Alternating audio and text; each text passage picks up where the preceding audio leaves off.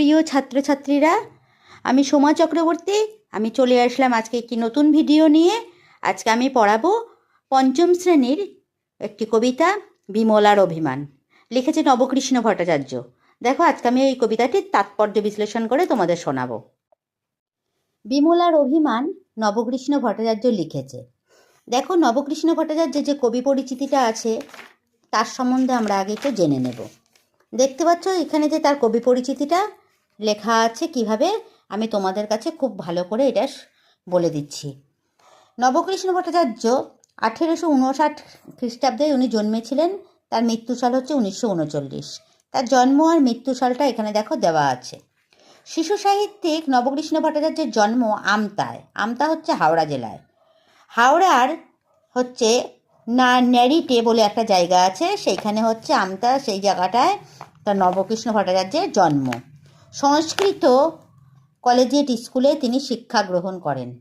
রচিত গ্রন্থের মধ্যে উল্লেখযোগ্য বালক পাঠ আর বালিকার ছবি, বাঙালির ছবি, আর হচ্ছে শিশু পাঠ, ছেলে খেলা, কবিতা কুসুম, শিশুরঞ্জন, রামায়ণ, ছবির ছড়া, সকালের রীতিকথা, সুখবোধ, হচ্ছে ব্যাকরণ, নীতিপাঠ ইত্যাদি তিনি অনেক বই তিনি লিখেছেন। তার উল্লেখযোগ্য গ্রন্থ দেখতে পাচ্ছ। তিনি সখা পত্রিকার সম্পাদক, সখা বলে একটি পত্রিকা আছে, সেই পত্রিকার সম্পাদক ও মাসিক বসুমতী পত্রিকারও সহসম্পাদক ছিলেন। তাহলে বুঝাতে পারলাম কবি পরিচিতিটা। নবকৃষ্ণ ভট্টাচার্যের জন্ম আমতায়, তার রচিত গ্রন্থগুলো, আর তিনি কী কী পত্রিকার সম্পাদক ও সহসম্পাদক ছিলেন, এই হচ্ছে তার কবি পরিচিতিটা। প্রশ্ন উত্তর নিয়ে আমরা পরে আলোচনা করছি। এবার আমরা কবিতাটার মূল পর্বে চলে যাব। কবিতাতে কি লেখা আছে দেখতে পাচ্ছ তোমরা। খাবো না তো আমি, অর্থাৎ একটা বাচ্চা মেয়ে, বিমলা তার নাম, সে বলছিল খাবো না তো আমি। দাদাকে অতটা ক্ষীর, অর্থাৎ বিমলার দাদা আছে, দাদাকে অতটা ক্ষীর, অতখানা অবনীর, অবনীর হচ্ছে তার ভাইয়ের নাম, অতখানা অবনীর মানে দাদাকে দিয়েছে অনেকটা ক্ষীর, অতটা অবনীর, অবনীর মানে অনেকটা অবনীকেও দিয়েছে।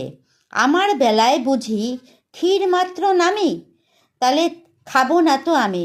তাহলে বিমলা নামে একটা মেয়ে, সে তার মাকে বলছে দাদাকে অতটা দিচ্ছ, অবনী বলে ভাইকে অতটা দিচ্ছ, আর আমার বেলায় শুধু কি নামমাত্র ক্ষীর, মানে বিমলাকে তার মা অল্প একটু ক্ষীর দিয়েছে, তাই সে এই কথাগুলো মাকে বলছে। ফুল আনিবার বেলা যা বিমলা যা, পূজা করি দাও এনে সোনামণি মা, অর্থাৎ ফুল আনার সময় তখন মা বলবে যা বিমলা যা, পূজা করি দাও এনে, মানে মা পূজা করবে তাই বলছে পুজো করব তাই এনে দাও সোনামণি মা, তখন কাজ করার সময় বিমলাকে সোনামণি মা বলছে। কাঁদিলে দুরন্ত খোদকা, অর্থাৎ ভাই অবনী যদি কাঁদে রাখা তারে ভার, তার বেলা ও বিমলা নেমা একবার, অর্থাৎ মাকে মা বলছে যখন ভাই কাঁদে তখন তাকে নেমা একবার, বোন দিদিকে বলছে একবার নে, তখন মা বিমলা কাজ করছে, আর খাওয়ার বেলায় ক্ষীর দেওয়ার বেলায় তাকে অল্প করে ক্ষীর দিচ্ছে। এটাই তার অভিমান, এটাতে বিমলার অভিমান, মনের মধ্যে যে একটা দুঃখ, সেটাই এই কবিতার মধ্যে ফুটে উঠেছে। ছাগলেতে নোটে গাছ খেলে যে মুড়িয়ে, জামা একবার গিয়ে দেতমা তাড়িয়ে, ছাগলেতে যখন নোটে গাছ খেয়ে নেয় তখন কি হয়, গাছটা পুরো খেয়ে যাচ্ছে, তখন মা বলছে জামা একবার গিয়ে তাড়িয়ে দে ছাগলটাকে। দাদা বসিয়ে আছে খেতে, দাও তো মা নুন, অর্থাৎ দাদা খেতে বসছে তাকে তো নুন দাও মা। পানটা যে বড় ঝাল দে মা এনে চুন, পানটা যখন মা খাচ্ছে তখন চুনে তার গাল পুড়ে গেছে, তাই তখন বলছে পানটা খুব ঝাল, একটু চুন এনে দিতে বলছে বিমলাকে।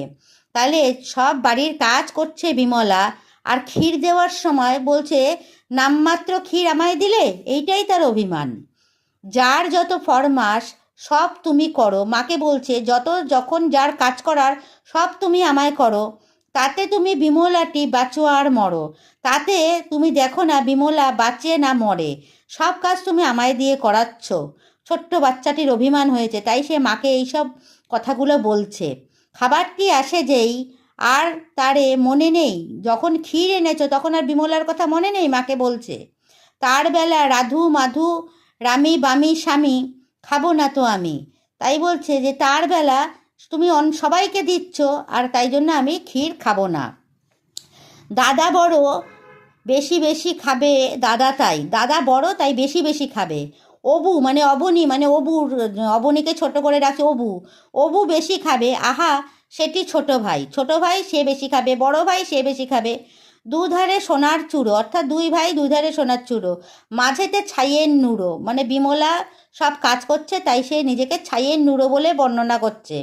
তাই বুঝি বিমলার কমে গেছে দামি, তাই বুঝি বিমলার, মানে বিমলা ভাবছে যে তাই তার বিমলার কমে গেছে দামি, সে সব কিছু ছাইয়ে, মানে সমস্ত কাজ সে করছে, আজকে সে মেয়ে বলে তার দাম কি কমে গেছে?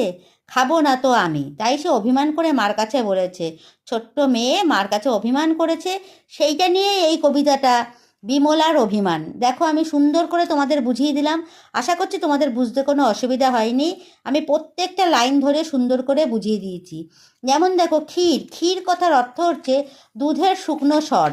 এই পাতায় দেখো অর্থগুলো আছে, আমরা একটু অর্থগুলোও দেখে নিই। ক্ষীর জাল দিয়ে ঘন করা দুধের মিষ্টি, অর্থাৎ দুধের যে শুকনো স্বর এক কথায় সেটাও অনেকে ক্ষীর বলা হয়। দুরন্ত মানে দুর্দান্ত, ভার মানে কষ্টকর, ফরমাস, ফরমাস মানে আদেশ, তারপরে হচ্ছে চূড়ো মানে শৃঙ্গ বা শিখর, নুড়ো আগুন ধরাবার জন্য ব্যবহার করা হয় এমন শুকনো খড় বা ঘাসের আটি। তাহলে অর্থগুলো আমরা এর থেকে পড়ে নেব। তাহলে কবিতাটা তোমরা নিশ্চয়ই খুব বুঝতে পেরেছো, আমি সুন্দর করে তোমাদের বুঝিয়ে দিলাম, আশা করছি তোমাদের আর কোনো সমস্যা থাকবে না। আমি তোমাদের পড়াটা যে বুঝিয়ে দিলাম, আশা করছি তোমরা খুব ভালো করে বুঝতে পেরেছো। তোমরা ঠিক করে ভালো করে রিডিংটা পড়ো, তারপরে দেখবে অর্থগুলো পড়ো আর কবি পরিচিতিটা পড়ো, তাহলে দেখবে তোমাদের আর কোনো সমস্যা থাকবে না। তোমরা ভালো করে যদি বুঝতে পারো তাহলে পরীক্ষায় খুব সুন্দর করে লিখতে পারবে। পড়ানোটা যদি তোমাদের ভালো লেগে থাকে তাহলে একটা লাইক শেয়ার কমেন্ট করে দাও আর সাবস্ক্রাইব করে দিও চ্যানেলটিকে।